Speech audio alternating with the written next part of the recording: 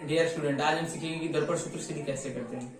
तो दर्पण सूत्र सिद्ध करने से पहले आप हमारे चैनल पर नए हैं तो चैनल को सब्सक्राइब कर लें। वीडियो पसंद आता है तो लाइक और शेयर जरूर करें।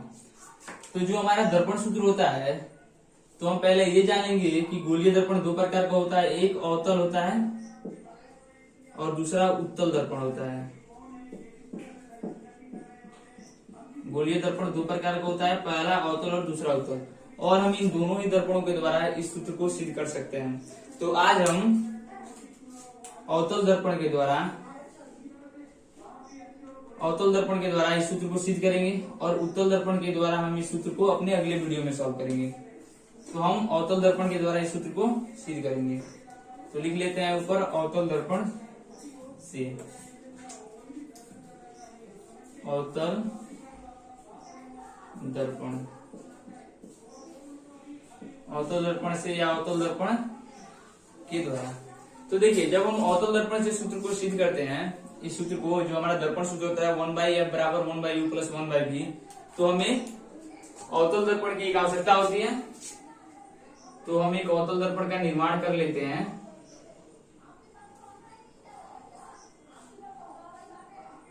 जिसका बाहरी सतह कलई किया गया है और जो परावर्तक सतह होता है वो धसा होता है। हमने अपने बुक में पढ़ा है कि अवतल दर्पण का परिभाषा क्या होता है, वह दर्पण जिसका परावर्तक सतह धसा होता है, यानी कि ये वाला हिस्सा धसा होता है, उसे अवतल दर्पण कहते हैं। और हम एक मुख्य अक्ष लेंगे जो कि दर्पण के बीचों बीच होगा, यानी कि दर्पण के इधर और इधर समान भाग होंगे। और हमने पढ़ा है कि दर्पण के मध्य बिंदु को दर्पण का ध्रुव कहते हैं, यानी कि जो कि हमारा P है। अब हम एक वस्तु लेंगे जो अनंत व वक्रता केंद्र के बीच हो। ये हमारा वक्रता केंद्र यहाँ पे अनंत व वक्रता केंद्र के बीच एक वस्तु लेंगे। तो ये हमारा यहाँ पे एक वक्रता केंद्र हो गया C, और वक्रता केंद्र और ये हो गया अनंत। इसके बीच में हमने एक वस्तु लिया। अब हम उस वस्तु से प्रतिबिंब का निर्माण करेंगे। तो पहली किरण हम जानते हैं कि वस्तु से जो जाएगी वो मुख्य अक्ष के समांतर होगी और वो दर्पण से परावर्तन के बाद फोकस से होती हुई जाएगी, कैपिटल F फोकस। और फिर दूसरी किरण जो वस्तु से होती हुई वक्रता केंद्र से होती हुई जाएगी, वस्तु से वक्रता केंद्र की हो जाएगी। और जानते हैं जो वक्रता केंद्र से किरणें जाती हैं वो उसी पथ पे वापस पुनः लौट जाती हैं, ठीक है। और इस प्रकार हमारी दोनों किरणें एक दूसरे को C व F के बीच काटती हैं और फिर हम उसे मुख्य अक्ष से खींच लेते हैं लंब। और ये मान लेते हैं हमारा ये भी एक वस्तु है जिसका प्रतिबिंब A' B' है। और ये जो B यानी कि वस्तु से पहली जो किरण आ रही है, पहली किरण मान लेते हैं दर्पण से M बिंदु पे टकराती है, ठीक है। तो इस प्रकार हमारे प्रतिबिंब का निर्माण हो जाता है जो कि A' B' है। तो देखिए हमने इसमें क्या किया, तो पहले उसको हम लिख लेंगे। और पहली बात मैं एक बता देना चाहता हूं कि ये जो हमारा दर्पण होता है ये किसी गोलीय दर्पण का भाग होता है। जो हमारा उत्तल दर्पण होता है, सॉरी उत्तल नहीं, अवतल दर्पण और उत्तल दर्पण भी भाग होता है, लेकिन मैं अवतल दर्पण के बारे में बता रहा हूं उसी से। तो हम जानते हैं कि किसी भी वृत्त पे उसकी त्रिज्या परिधि पर लंब होती है, यानी कि किसी भी वृत्त के त्रिज्या परिधि पे लंब होती है। उसी प्रकार हमारा जो ये C हो गया, यानी कि मान लेते हैं ये वक्रता केंद्र है और ये तो हमारा मुख्य अक्ष होता है। और जब हम वक्रता केंद्र से कोई भी किरण लेते हैं तो वो उसके परावर्तक सतह पे लंब होती है, जिसके कारण वह पुनः उसी पथ में वापस लौट जाती है। तो चलिए ये सब हम समझ गए। अब आगे बढ़ते हैं। तो कुछ हम प्रक्रियाएं लिख लेते हैं, आप साथ साथ नोट कीजिए। AB एक वस्तु है जिसका अवतल दर्पण में बना प्रतिबिंब A' B' है, जो वास्तविक वह उल्टा है। तो लिख लिया हमने, ए भी एक वस्तु है जिसका अवतल दर्पण में बना प्रतिबिंब ए डैश बी डैश है जो वास्तविक और उल्टा होता है। तो हमने पढ़ा है कि अवतल दर्पण में जितने भी प्रतिबिंब बनते हैं वो वास्तविक और उल्टे बनते हैं, लेकिन एक विशेष स्थिति ऐसी आती है कि अवतल दर्पण में बना प्रतिबिंब दर्पण के पीछे होता है और वो काल्पनिक होता है। तो हमने इतना लिख लिया। फिर लिखेंगे अब किरण बीएम। किरण बीएम मुख्य अक्ष के, ये हमारा ब्लैक वाला मुख्य अक्ष है, मुख्य अक्ष के समांतर है, जो परावर्तन यानी कि दर्पण से परावर्तन के बाद फोकस एफ से जाती है। तो हमने क्या लिखा, किरण बीएम मुख्य अक्ष के समांतर है जो दर्पण से परावर्तन के बाद फोकस से होकर जाती है। यानी कि हमने पढ़ा है कि मुख्य अक्ष के समांतर आने वाली किरणें दर्पण से यानी कि अवतल दर्पण से परावर्तन के बाद फोकस से होकर जाती है। और फिर अपने दूसरी किरण पे विचार कर लेंगे, बी और बी डैश। दूसरी किरण बी डैश, दूसरी किरण बी डैश वक्रता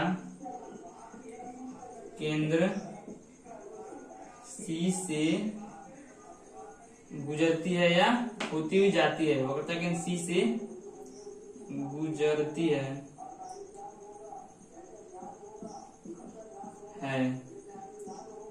इसलिए दर्पण से परावर्तन के बाद उसी पथ पर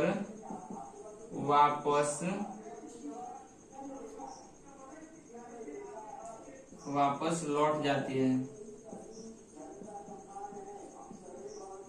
है, जिसको मैंने समझा दिया है।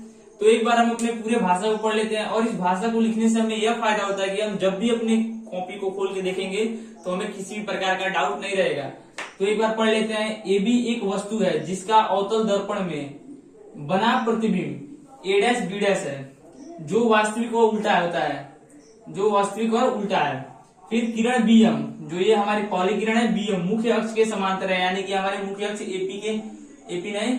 हमारे मुख्य अक्ष के समांतर है, जो परावर्तन के बाद फोकस एफ से होकर जाती है। यानी कि हमने पढ़ा है मुख्य अक्ष के समांतर आने वाली किरणें परावर्तन के बाद फोकस से होकर जाती है। फिर दूसरी किरण बी डैश वक्रता केंद्र से गुजरती है, इसलिए दर्पण से परावर्तन के बाद उसी पथ पे वापस लौट जाती है। तो इतना तो हमारा हो गया। अब हम क्या करेंगे, तो पहले इतना नोट कर लीजिए। मैं इसको मिटा दूंगा अभी, इसकी अब हमें आवश्यकता नहीं है, सिर्फ मैं इसे समझने के लिए लिखवाया हूं। तो आइए अब हम अपने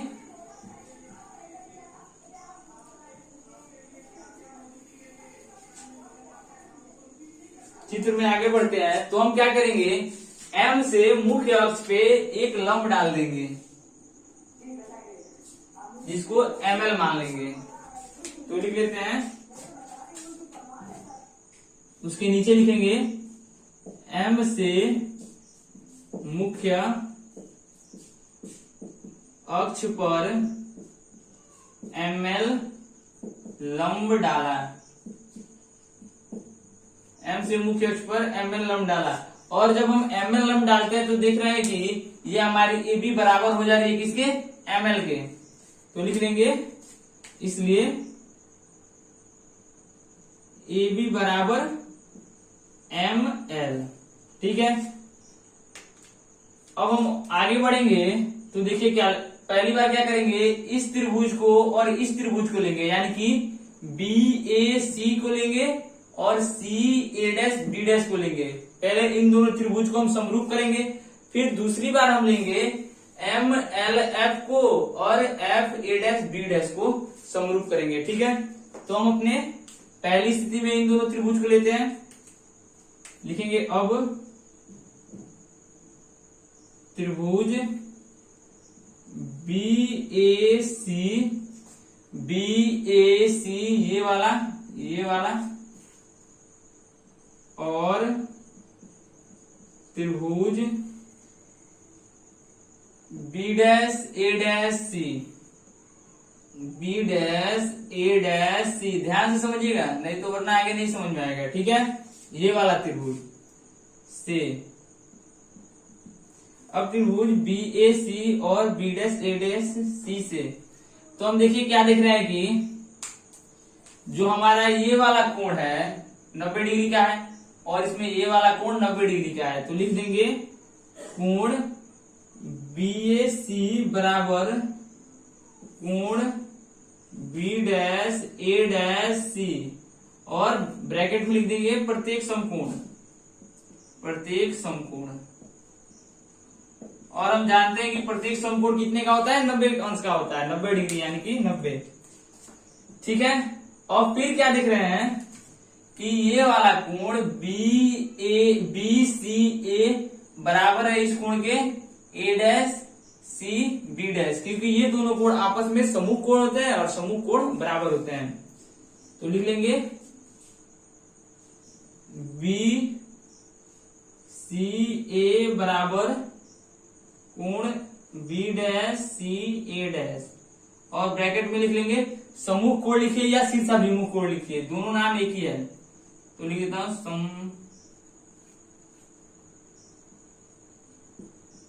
समूह कोण। और जब ये दोनों कोण बराबर हो गए हैं तो हमारा प्रथम त्रिभुज इस द्वितीय त्रिभुज के समरूप हो जाएगा, तो लिख देंगे अतः त्रिभुज BAC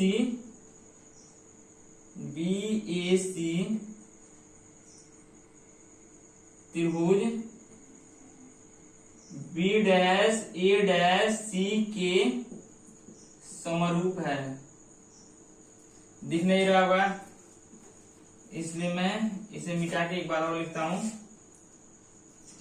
अतः त्रिभुज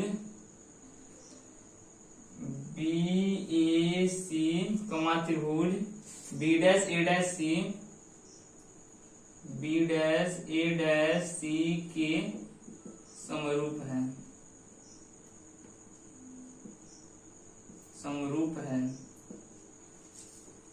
तो आप क्या देखें, अतः त्रिभुज ABC जो लिखे हैं पहले ABC समरूप है B'AC के। और हम जानते हैं कि जब दो त्रिभुज आपस में समरूप होते हैं तो उनका लंब बटे दूसरे त्रिभुज का लंब और आधार पहले त्रिभुज का आधार बटे दूसरे त्रिभुज का आधार, तो हम उसे यहाँ पे बगल में लिखते हैं। तो हमारा हो जाएगा पहले त्रिभुज में AB बटे दूसरे त्रिभुज का लंब A'B' बराबर पहले त्रिभुज का आधार CA बटे दूसरे त्रिभुज का आधार A'C, और इसे हम समीकरण 1 मान लेंगे, या इसे रुकिए अभी नहीं, इसे और छोटा करते हैं। अब देखिए, यदि दर्पण यानी कि जो हमारा दर्पण होता है उसका द्वारक जो होता है यानी कि वो बहुत ही छोटा होता है, यदि दर्पण का द्वारक बड़ा हो जाएगा तो हमारा प्रतिबिंब निर्माण नहीं हो पाएगा। ठीक है, तो ये जो दर्पण का द्वारक होता है वो छोटा होता है। यदि आप इसको नोट कर लिए हैं तो मैं इसे मिटा देना चाहता हूं, सिर्फ इसे। तो देखिए, इसे हम बगल में लिख देते हैं, यदि जरूरत पड़े तो लगाएंगे और नहीं पड़े तो उसे ही छोड़ देंगे। ठीक है, तो मैंने सभी चीजों को मिटाकर सिर्फ अपने जब त्रिभुज समरूप हुए तो उस स्थिति को मैंने छोड़ दिया है। ठीक है, तो अब देखिए हमारा जो AB है वो बराबर था किसके, ML के। मैंने ये स्थिति यहाँ पे लिख ली क्योंकि हमें आवश्यकता पड़ेगी।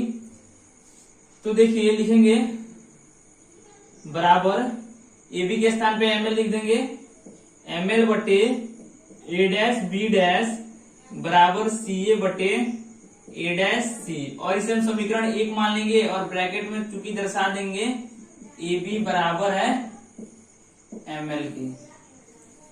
अब हमें इसकी आवश्यकता नहीं पड़ी।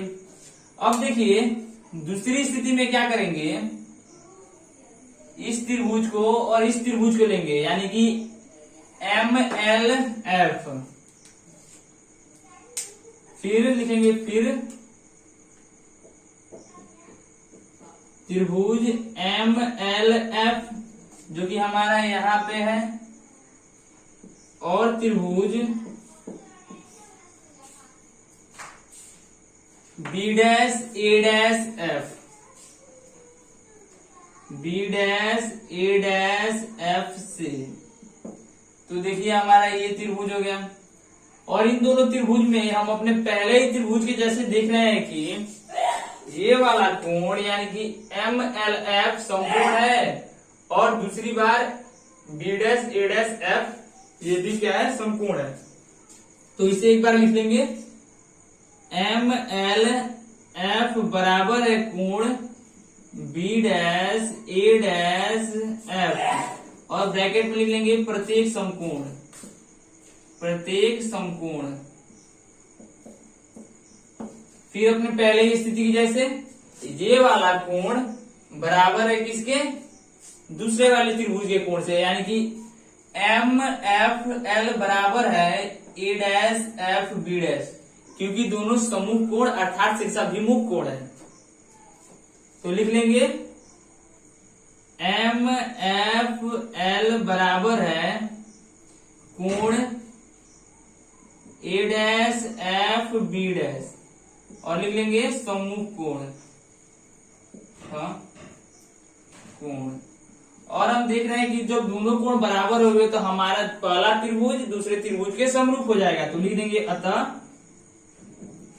त्रिभुज MLF त्रिभुज B'A'F समरूप हैं, रूप हैं। और जब समरूप होंगे तो हमने समरूपता के नियम से पढ़ा है कि पहले त्रिभुज का लंब बटे दूसरे त्रिभुज का लंब, और पहले त्रिभुज का आधार बटे दूसरे त्रिभुज का आधार। तो पहले त्रिभुज का लंब है ML, और दूसरे त्रिभुज का है A' B' बटे A', B'। फिर देखिए आधार क्या है, पहले का LF बराबर LF बटे FA'। अब देखिए हमें एक स्थिति आती है, इतना लिख लीजिए, और हमें इसकी आवश्यकता है। अब मैं इसे मिटाता हूं, इसे नोट कर लीजिएगा। अब हमें इसकी आवश्यकता नहीं पड़ी, या मैं इसको मिटा देता हूं क्योंकि आपने इसको नोट कर लिया है। तो अब देखिए इसके बाद लिखेंगे, चूंकि जब भी हम प्रतिबिंब निर्माण करते हैं तो हमारे दर्पण का द्वारक जो होता है वो छोटा होता है, बड़ा नहीं होता है। यदि बड़ा हो जाएगा दर्पण का द्वारक तो उसमें प्रतिबिंब निर्माण नहीं होगा, किरणें परावर्तित होती रह जाएंगी। इसलिए हम द्वारक छोटे द्वारक को लेते हैं, जिससे हमारा प्रतिबिंब स्पष्ट बन जाता है। और जब दर्पण का द्वारक छोटा होता है तो ये PF जो है वो LF के बराबर होता है, यानी कि P और L के बीच की जो दूरी होती है वो काफी नगण्य होती है, जिसके कारण दोनों को लगभग बराबर मान लिया जाता है। तो लिखेंगे यहाँ पे बगल में, यहाँ पे लिखता हूं, यदि दर्पण का द्वारक छोटा हो तो, यदि दर्पण का द्वारक छोटा हो या दर्पण का द्वारक छोटा हो तो PF बराबर LF, PF बराबर LF। और जब PF बराबर LF के होता है तो LF के स्थान पे हम PF रख देंगे, ठीक है। तो यहां पे लिख लेंगे इसको, इस समीकरण 2 डाल लेते हैं, लिख लेंगे समीकरण 2 से,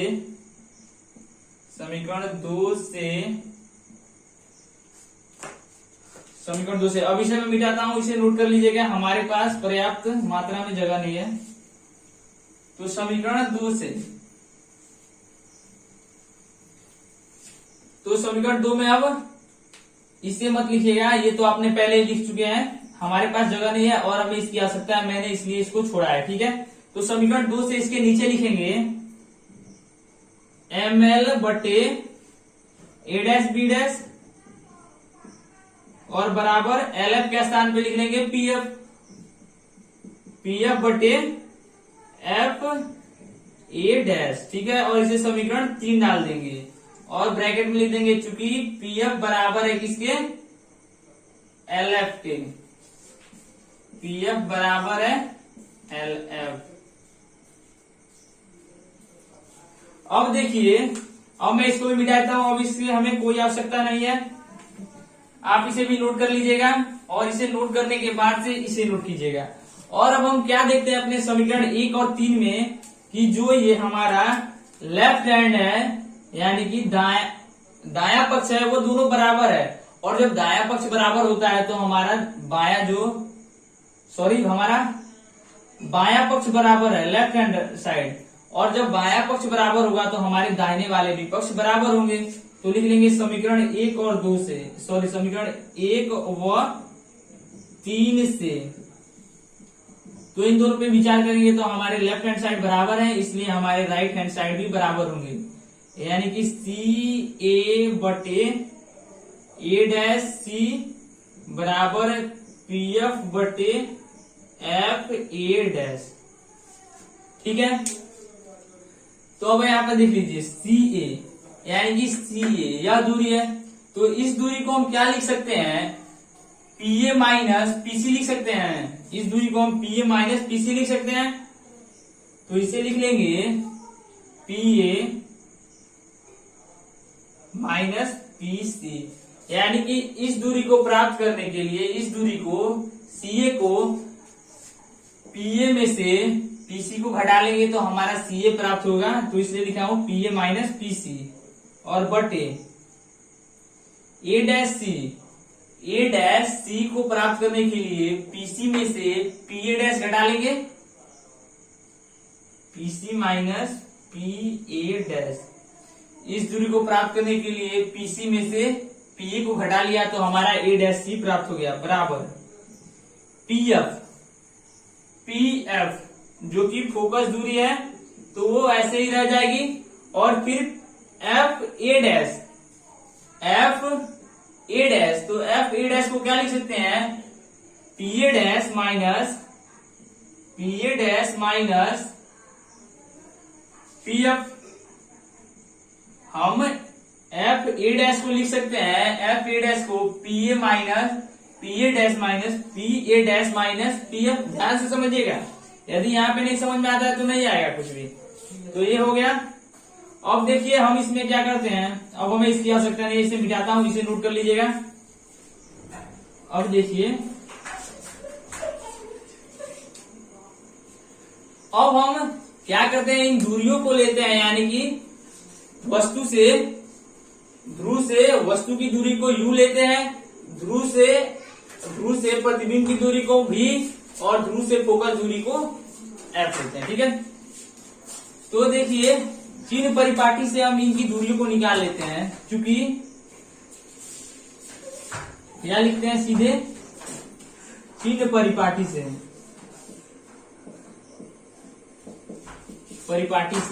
यदि आपको यह सूत्र याद करना है तो आपको चिन्ह परिपाटी पूरी तरह से आना चाहिए। यदि आपको चिन्ह परिपाटी नहीं आता है तो कमेंट कीजिए, उसके लिए अलग से वीडियो बनाएंगे, ठीक है। तो चिन्ह परिपाटी से PA, ये वाली दूरी PA, तो PA हमारी कितनी है, PA जो कि माइनस U होगी। वस्तु की दूरी को हम U से सूचित करते हैं और ये माइनस U इसलिए होगी कि हमारा चिन्ह परिपाटी कहता है प्रकाश की दिशा में सारी दूरियां धनात्मक होती है, यानी कि प्रकाश दाहिने तरफ जा रही है तो दाहिने तरफ की सारी दूरियां धनात्मक होंगी और प्रकाश के विपरीत सारी दूरियां ऋणात्मक होती है। अथवा ऐसे समझिए, ध्रुव के बाएं तरफ की सारी दूरियां ऋणात्मक होती है और ध्रुव के दाहिने तरफ की सारी दूरियां धनात्मक होती है। तो हमारे ये वस्तु किधर है, PA, यानी कि ध्रुव से वस्तु की दूरी कहाँ पे है, माइनस U पे है, क्योंकि ये बाएं तरफ है। और हमें इतना ध्यान होना चाहिए कि चिन्ह परिपाटी हमें एक और बात कहता है कि सारी दूरियां P से मापी जाती है, सारी दूरियां ध्रुव से मापी जाती है। तो इसलिए हमारा PA यानी कि ध्रुव से वस्तु की दूरी जो कि माइनस यू मैं बगल में लिख देता हूं वस्तु की दूरी, वस्तु की दूरी। फिर आ जाइए अब हमारे पीसी पे। पीसी, पीसी क्या है हमने पढ़ा है, जो कि हमारा वक्रता त्रिज्या है, और वक्रता त्रिज्या माइनस आर में होगा क्योंकि ये हमारे बाएं तरफ है। यहां पे लिख देता हूं वक्रता त्रिज्या। फिर अब देखिए, अब पीसी हो गया है P A dash, P A dash, P A dash हमारा कितना है, पी ए डैश यानी कि ए डैश बी डैश हमारा प्रतिबिंब है, और पी ए डैश यानी कि हमारी प्रतिबिंब की दूरी ध्रुव से। तो प्रतिबिंब की दूरी को हम यू से सूचित करते हैं, और चूंकि ये बाएं तरफ है इसलिए माइनस भी हो जाएगी। प्रतिबिंब की दूरी को हम भी से सूचित करते हैं और वो बाएं तरफ है इसलिए माइनस भी हो जाएगी। तो इसको लिख देंगे प्रतिबिंब की दूरी, बिंब की दूरी। अब देखिए पीएफ है यानी कि ध्रुव से एफ तक की दूरी को हम जानते हैं क्या होती है, फोकस दूरी।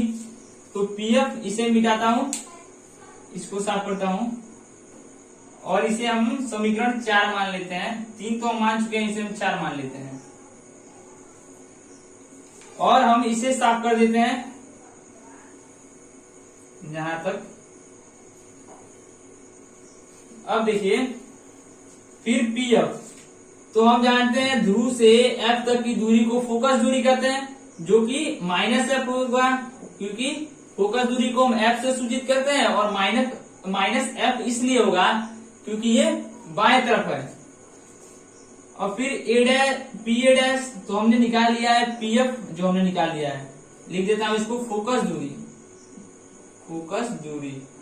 अब हम इन दूरियों को जो मान आए हैं चिन्ह सहित उनको हम अपने समीकरण नंबर 4 में रख लेंगे। तो लिख लेते हैं अब समीकरण 4 में चिन्ह सहित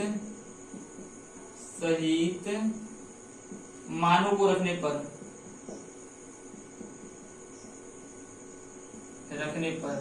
अब समीकरण 4 में चिन्ह सहित मानों को रखने पर, तो मैंने इसको यहाँ पे छोड़ा था, आप यहाँ पे इसे मत लिखिएगा क्योंकि मैंने तो इसे यहाँ पे छोड़ा है, ठीक है।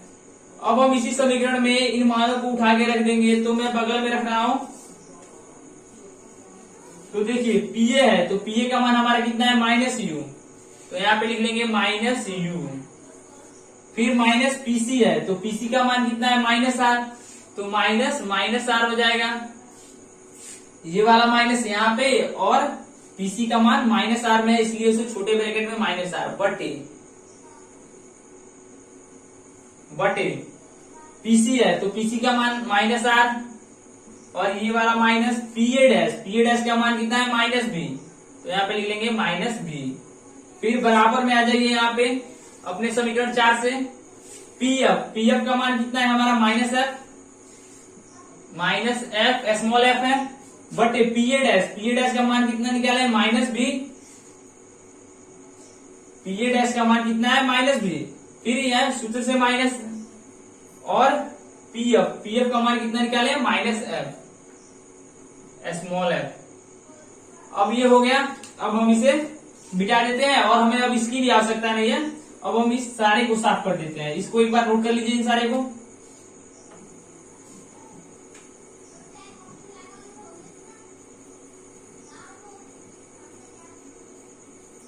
अब देखिए हम माइनस यू और माइनस माइनस प्लस यानी कि माइनस यू प्लस आर हो जाएगा, माइनस यू प्लस आर बटे माइनस आर प्लस बी हो जाएगा, minus minus plus minus r plus b बराबर माइनस एफ बटे स्मॉल एफ है माइनस बी, और माइनस माइनस प्लस एफ। अब देखिए तिर्यक गुणा, यानी कि तिर्यक गुणा करेंगे तो ऊपर वाले का इस नीचे वाले से और इस ऊपर वाले का इस नीचे वाले से होता है। तो करिएगा जब तिर्यक गुणा तो इस u से माइनस यू से इन दोनों में पहले गुणा करेंगे, तो माइनस माइनस प्लस और माइनस यू और माइनस बी यानी कि यू भी, फिर माइनस यू से प्लस एफ में तो माइनस यू एफ। अब आ जाइए, अब इस आर से इन दोनों में करेंगे तो प्लस आर माइनस बी तो माइनस वी आर, फिर हो जाएगा प्लस आर और प्लस एफ यानी कि आर एफ। बराबर में आ जाइए, माइनस एफ से इन दोनों में गुणा करेंगे तो देखिए माइनस एफ और minus r, minus minus plus f r. यहाँ पे एफ आर एफ लिखे हैं तो इसलिए एफ आर को हम आर एफ लिख देते हैं, क्योंकि बात वही हुई, एफ आर लिखे या आर एफ लिखे, क्योंकि गुणा के रूप में दोनों स्थान परिवर्तन हो सकता है। ठीक है, अब देखिए माइनस एफ प्लस बी तो माइनस एफ भी, ये हो गया। अब इसे हम हल करेंगे तो देखिए जो कटने वाला होगा उसे कटाएंगे, जो नहीं कटेगा उसको नहीं कटाएंगे। तो आर एफ प्लस में है और इधर भी प्लस में है, यानी कि इधर आएगा तो माइनस में हो जाता है और माइनस माइनस प्लस कट गया। अब जो बचा है उसे लिख लेते हैं, यू भी minus u f minus v r बराबर माइनस एफ भी। ठीक है, अब चूंकि हमने पढ़ा है कि आर बराबर क्या होता है, आर बराबर होता है, इधर बगल में लिखते हैं क्योंकि इसका उपयोग करेंगे, चूंकि आर बराबर होता है 2f, आर बराबर होता है 2f, तो यहाँ पे आर के स्थान पे 2f रख लेंगे तो ये हमारा हो जाएगा यू भी माइनस यू एफ माइनस भी 2f। आर के स्थान पे 2f रख दिया क्योंकि चूंकि आर हमारा होता है 2f और ये हो गया माइनस एफ भी। ठीक है, तो देखिए इसे आगे और हल करेंगे तो यू भी माइनस यू एफ माइनस, तो ये हो जाएगा क्या भी 2f, तो ये हो जाएगा माइनस 2vf बराबर माइनस एफ भी। ठीक है, अब इस माइनस 2vf को इधर अपने दाहिने साइड ले जाएंगे तो हमारा हो जाएगा यू भी माइनस यू एफ बराबर माइनस एफ भी प्लस 2vf। क्योंकि हमारा इधर प्लस में उधर जाएगा तो माइनस में हो जाएगा, ये हमारा स्मॉल एफ है, इसे नोट कीजिए। अब हमें इसकी आवश्यकता नहीं है, इसे मिटाते हैं हम। तो देखिए इसके आगे सॉल्व करेंगे तो हमारा हो जाएगा यू भी माइनस यू एफ और बराबर माइनस एफ भी में से एफ बी है, यानी कि हम इसको क्या लिख सकते हैं, पहले मैं इसको लिख देता हूं, एफ बी है तो गुणा के रूप में है तो हम इसे भी एफ लिख सकते हैं क्योंकि कोई अंतर नहीं होगा, और प्लस 2vf। अब हमारा हो जाएगा यू भी माइनस यू एफ बराबर माइनस बी एफ में से प्लस 2vf जाएगा तो बचेगा vf। और जब हमें इतना प्राप्त हो जाए, अब मैं इसको भी मिटाता हूं, अब हमें इसकी आवश्यकता नहीं है। और जब हमें इतना प्राप्त हो जाता है तो हम इन दोनों पक्षों में क्या करते हैं, यू भी एफ से भाग दे देते हैं। तो मैं यहाँ पे लिख देता हूं, अब दोनों पक्षों में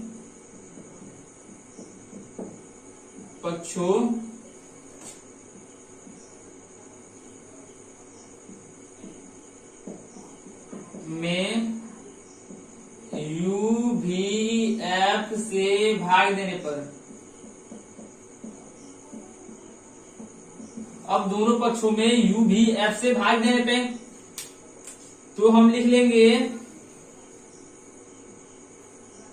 यू भी एफ यू भी बटे यू भी एफ माइनस यू एफ बटे यू भी एफ, यू एफ बटे यू भी एफ बराबर भी एफ बटे यू भी एफ।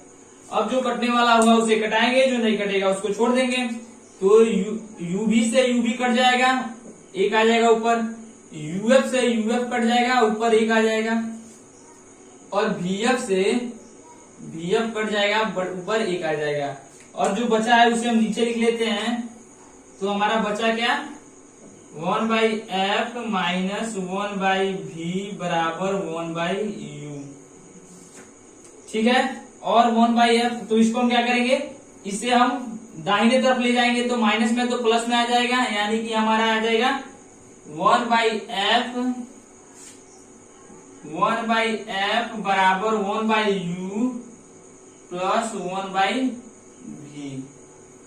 जो कि हमारा दर्पण सूत्र सिद्ध हो गया कि 1/f बराबर कितना होता है 1/u प्लस 1/v। तो चलिए आज की वीडियो में बस इतना ही। कल हम उत्तल दर्पण के द्वारा सीखेंगे कि दर्पण सूत्र कैसे सिद्ध करें। तो वीडियो में नहीं है तो चैनल को सब्सक्राइब कर ले, वीडियो पसंद आता है लाइक और शेयर जरूर करें।